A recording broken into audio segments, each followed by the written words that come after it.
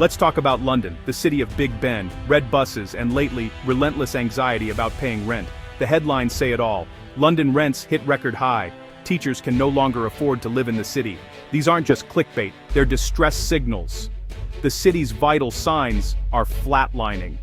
The average rent for a one-bedroom flat now surpasses the take-home pay of a nurse, teacher, or police officer. Essential workers can't afford to live here. This isn't just a housing crisis. It's a societal one. London is devouring the very people who keep it running. It's not just rent. Food, energy, and transport costs have all exploded. For millions, London is no longer a land of opportunity, but a machine that grinds you down. The dream of a vibrant, diverse city is fading, replaced by a harsh reality. London is becoming a members-only club for the wealthy. These headlines are the collective scream of people trapped in an impossible situation. The city is hollowing itself out, becoming a beautiful facade with despair behind it. Once a beacon of hope, London is now a cautionary tale. The story is bleak, a city that's forgotten how to care for its own. The question is anyone with power actually listening?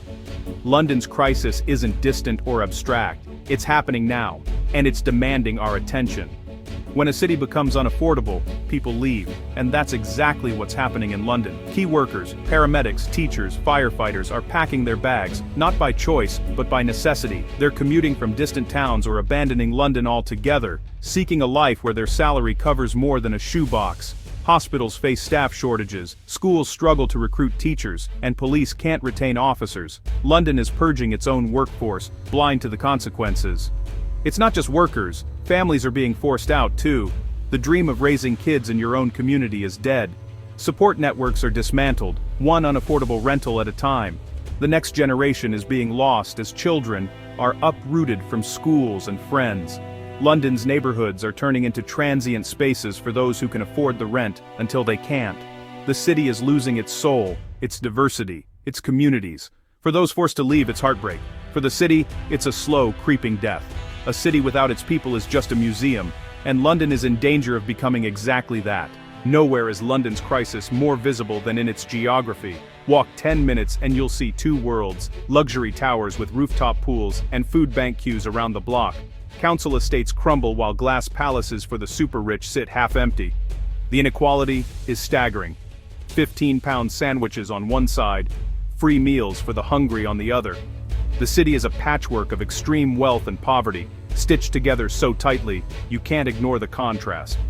Affordable housing now means 80% of market rate, still out of reach for most.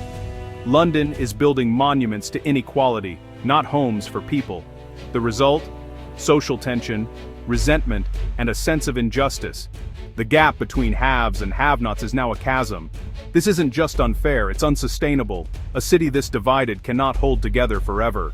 How did London become a paradise for oligarchs and a nightmare for everyone else? Decades of bad policy. For much of the 20th century, council homes provided affordable stability for millions. Then came right to buy. Council tenants could buy their homes, but the government didn't let councils build new ones. The result, millions of affordable homes lost, now rented out at sky-high prices. Add the greenbelt, protected countryside that blocks city expansion. With nowhere to build, prices soared. Successive governments refused to touch the greenbelt, even as the city suffocated. The combination, sold off social housing, no replacements, and a city boxed in. Demand outstripped supply, and prices went wild. This wasn't market forces alone, it was a crisis built by political choices. London's housing disaster is no accident. We built it, brick by brick, bad policy by bad policy. And now, we're all living with the consequences. At some point, homes stopped being places to live and became investment vehicles. London became a safe haven for global capital. Flats bought as assets, not homes. This flood of investor money pushed prices far beyond what locals can afford. Developers followed the money, building luxury penthouses instead of family homes. The market now serves investors, not residents. Prices rise not because wages do, but because property is a safer bet than stocks.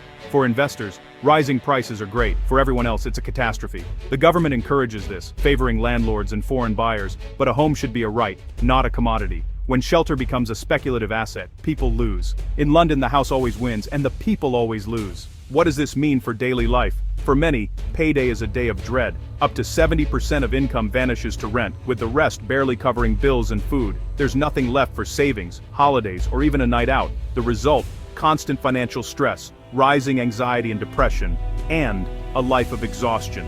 People work longer hours, take second jobs, and still can't get ahead. The joy of living is replaced by the grind of survival.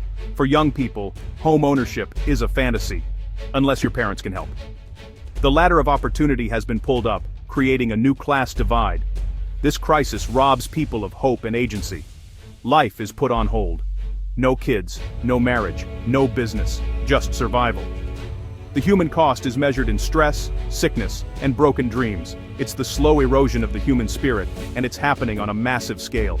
The ghost towers, luxury flats bought by the super rich and left empty, are the ultimate symbol of London's crisis. While families wait for housing, these homes sit dark and silent. Meanwhile, public services are crumbling. Utilities were privatized with promises of better service and lower prices. Instead, we got higher bills and worse service.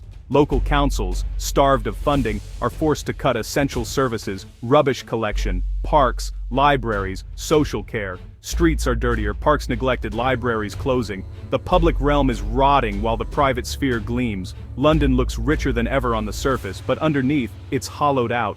The city works for those who can buy their way out of the mess, and fails everyone else. The things that make a city livable are being stripped away. London is becoming a city of luxury for the few, and decay for the many. The divide is growing, and the cracks are everywhere. The city's heart is being hollowed out.